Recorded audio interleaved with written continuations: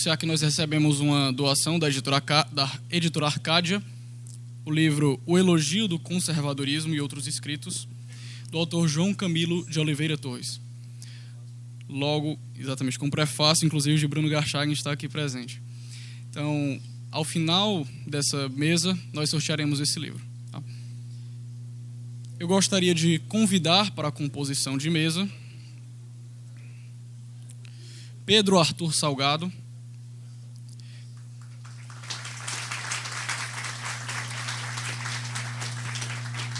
Pedro Arthur é diretor-geral da Associação Cultural São Tomás More.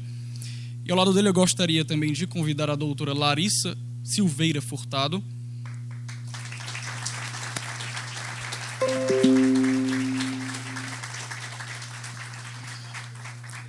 Doutora Larissa é integrante da União Feminina Católica. Por fim, convido também para compor a mesa o senhor Ícaro de Carvalho Lima. Ícaro Lima de Carvalho.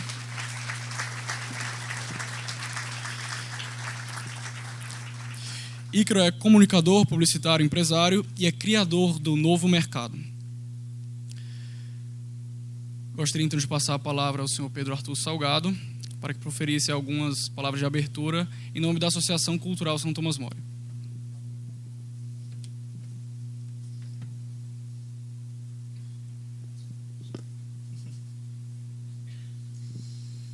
Boa tarde a todos. É uma alegria e Vocês podem sentar, pessoal, fica à vontade. É uma alegria e um prazer enormes estar aqui e organizar esse evento junto com pessoas tão competentes como o Dr. Juvenal, como a Lódia, como a Larissa, como o Arthur Silva e, enfim, todos os outros envolvidos na organização. Eu preparei um rápido discursozinho, mas pode ser que eu mude a rota, porque eu não gosto muito desse negócio premeditado, não. Para começar, eu quero invocar a intercessão de São Tomás More, nosso patrono, por ser, antes de tudo, católico. E somente em virtude disto, fiel servo do rei da Inglaterra. Ouvimos ressoar o antigo jargão: servir a Cristo é reinar. Se isto é uma verdade para todo cristão, é um imperativo maior, mais sério e mais importante para os governantes. Para aqueles que devem guiar o povo pelas sendas do deserto rumo a Jerusalém Celeste. Não resta dúvida alguma, pelo menos para mim, de que isso é uma verdade claríssima na vida de Dom Bertrand. Não por outro motivo celebramos este encontro, e não menos embasados que pela ordem natural que nos hierarquiza e pela fé que nos irmana.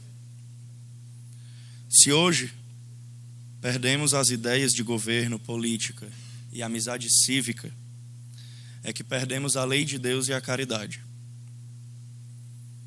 E muito mais vem sendo perdido neste tempo, onde as trevas se aproximam, hora em que mesmo os escolhidos temem o seu destino,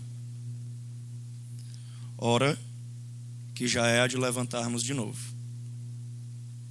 A Associação Cultural São Tomás More precisou aprofundar-se, reconhecendo-se pequeno demais na própria natureza, confia transmitir uma verdade e uma tradição muito maiores do que ela mesma e muito mais profunda. Se esforça por repassá-la de maneira integral, tal como a tem encontrado.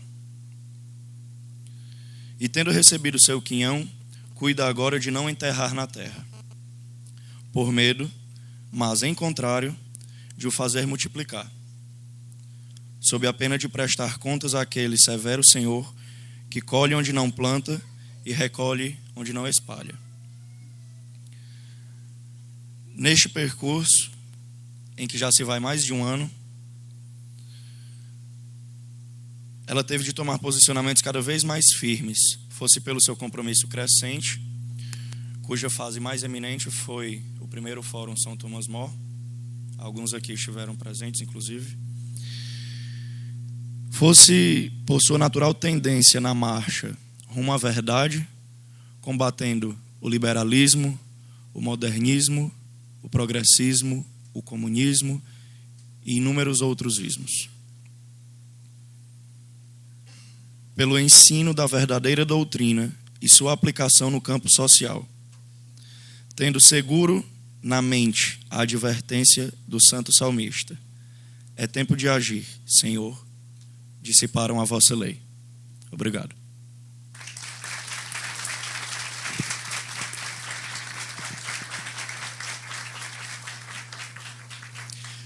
Muitíssimo obrigado a essas belas palavras do diretor-geral da Associação Cultural São Thomas More. Pessoal, é um grande prazer estar aqui falando com vocês. Hoje, quando eu estava tomando café da manhã com a minha esposa, eu parei um pouquinho e falei para ela assim: eu nunca imaginei que, quando eu estava na escola, algum tempo atrás, que um dia eu estaria aqui fazendo exatamente isso que eu estou fazendo agora. Seu Sepúlveda balançou a cabeça porque ele sabe que eu gosto de falar pra caramba. O que me surpreende são as pessoas que acabam me ouvindo. Mas brincadeiras à parte, esse é o tipo de coisa que talvez me dê não só a maior quantidade de prazer, no que se refere não só a trabalho, quanto a paixão também, mas me traz um senso de responsabilidade muito grande, porque quando nós falamos sobre conservadorismo, quando nós falamos sobre a monarquia, quando nós falamos sobre os valores que não só nós acreditamos, como defendemos, é o primeiro evento que o meu filho vem testemunhar e assistir, o pai dele falar, está dormindo quietinho, é um milagre, mas traz um orgulho muito grande, porque eu tenho certeza que todos que estão aqui, que se envolveram diretamente, indiretamente, aqueles que vieram participar, aqueles que vieram assistir, todos eles, aqueles que têm filhos ou que terão, eu tenho certeza que defendem esses valores porque querem um Brasil muito melhor para esses meninos crescerem e encontrarem uma situação muito mais próxima da ideal do que aquela que nós vivemos agora. Só que só dá para nós fazermos alguma coisa no agora. Então, a primeira vez que eu vim palestrar para o pessoal do São Thomas More, eu vim falar sobre ocupação de espaço e a importância da comunicação e da modernização dessa comunicação quando o assunto é a direita. Eu saí daqui falando há alguns meses que o sujeito de direita tem a mania de achar que apenas com a razão, que apenas com os bons argumentos, ele conseguirá não só ocupar espaço, como convencer as pessoas. E, na verdade, muitas vezes nós ignoramos que a esquerda tem muita vantagem. Apesar de nós estarmos certos, eles estão perdendo, estão enfraquecendo, mas ainda possuem um aparelho muito grande, estatal e com estruturas privadas que só sobrevivem na iniciativa privada através de financiamento, muitas vezes ilegal, muitas vezes legal, e que isso torna o inimigo muito forte, e que não é apenas o discurso verdadeiro e o conhecimento genuíno que fará com que nós ocupemos ainda mais espaço, entremos na casa de pessoas que nunca ouviram falar sobre a direita, ou muitas vezes nunca ouviram falar sobre a monarquia, e que tomam consciência de que essa opinião popular, demagoga, progressista, como diria Thatcher, ela acaba quando o dinheiro dos outros acaba, não é? O dinheiro dos outros acabou no nosso país, o nosso dinheiro acabou nesse país, e isso está forçando o número cada vez maior de pessoas a acordarem. Para quem não me conhece, eu sou comunicador, publicitário, tenho um Novo Mercado, minha escola de economia criativa, minha escola criativa para negócios, e tenho também a minha agência de publicidade, que leva o meu próprio nome. Mas para muita gente eu sou só um menino do Facebook, não é? Fica postando o dia inteiro, só gerando discussões. E eu havia preparado a palestra, ela está num outro conjunto de slides que eu vou começar. Antes de começar... Tá me dando tchau, meu filho. Antes de começar a palestra, eu estava dando uma olhada no Facebook, para não perder o costume, e acabei de encontrar essa que foi a capa da Carta Capital, acho que de ontem, né? De quarta-feira que sai a Carta Capital. E o mais engraçado é como liquidar o Brasil. A Lava Jato e a política econômica do governo acabam com os projetos estratégicos de energia e de segurança. Essa é a desinformação, esse é o engano no seu princípio básico e na sua estratégia mais antiga, talvez, não é?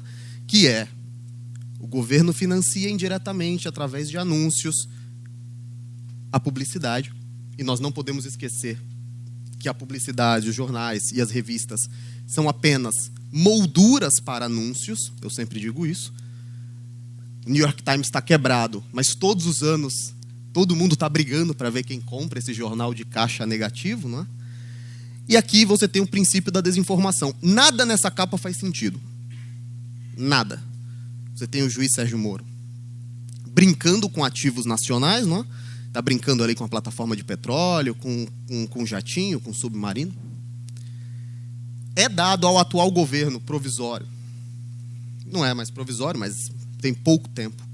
A titularidade de todos os grandes problemas nacionais, ou seja, nós, anteriores do governo, nós do Partido dos Trabalhadores, não estamos mais ocupando o poder, então não temos mais culpa alguma. Ao passo que eles estão entregando todo o patrimônio nacional. Se nós quisermos apenas debater com ideias, nós levaremos muito tempo para efetivamente enxergarmos os resultados. Quando houve a última grande crise no governo Dilma, antes da sua saída, não sei quem aqui lembra, mas ela fez uma reunião com blogueiros. Algumas pessoas balançaram a cabeça. E por que blogueiros? Por que se reunir com pessoas? Quando a gente fala blogueiro, muita gente ainda pensa naquele menino de 15 anos atrás do computador escrevendo alguma coisa para poucas pessoas lerem, não é? Mas é porque hoje boa parte do tráfego, do alcance da comunicação da internet se faz no social media, nas mídias sociais. E o blog é a grande artéria disso. E quando a gente fala de blogging, a gente fala de produzir conteúdo. Pode ser através do Twitter, pode ser através do Facebook, pode ser através de qualquer outra ferramenta, inclusive dos próprios sites. E essa ação da Dilma específica mostrou uma nova realidade. Quem defende a mentira tem que mentir muito bem, não é? Então eles acabam saindo na frente quando o assunto é se comunicar. Há alguns meses eu havia dito que nós temos uma necessidade muito grande de modernizar o nosso discurso, de modernizar a maneira com que nós discursamos, com que nós falamos, ocupamos espaço dentro das redes sociais e da internet. Hoje, ainda hoje, saiu uma notícia que o Freixo anunciou que, se eleito, vai aumentar a verba do Gabinete de Cultura do município. Um outro princípio básico da desinformação: você aumenta a verba para um gabinete, para uma cadeira, cuja única função de existência é manter cabides de emprego para aqueles que não foram eleitos nos partidos por conta dos escândalos envolvendo o PT e tantos outros partidos. Então o que acontece é, pessoal, nós temos que aprender a ocupar espaço, a nos comunicar. Nós temos que aprender que, muitas vezes, vocês estão sentados aí pensando: mas eu não posso ajudar tanto, eu estou indo já para o evento. Gerem conteúdo. Gerem conteúdo, compartilhem conteúdo, sirvam vocês como titulares dessa mensagem, não é? Ocupem espaço. Quem aqui gosta de escrever, quem aqui se sente bem escrevendo, comece a fazer parte de um blog ou funde o seu próprio blog. Tenha a sua própria página no Facebook. Compartilhe o conteúdo de outras pessoas, se você talvez não se sente tão confortável assim, gerando esse conteúdo. Porque, acredite, isso incomoda muito eles. Durante muito tempo, a única coisa que a esquerda fez foi bater. Quem não era de esquerda entrava na universidade. Eu estou com 29 anos. E eu fui do tempo, e nem faz tanto tempo assim, que você tinha que ficar lendo o que escreviam os esquerdistas, tentando achar alguns furos para tentar debater com eles, não é? E eles se acostumaram a bater, e hoje eles sentem essa reação. Hoje eles sentem quando eles batem e você, todos nós, devolvemos dentro de ambientes universitários, dentro de grupos de estudos. Isso aqui acontecer, eu não posso falar um milagre, mas é surpreendente. É surpreendente. Falando em milagre, ou em surpresa, uma grande surpresa, saiu também hoje uma notícia de que o Temer reabriu a capela do Palácio da Alvorada, que a Dilma havia desativado para fazer um escritório. Isso também é um grande sinal, isso também é um grande símbolo.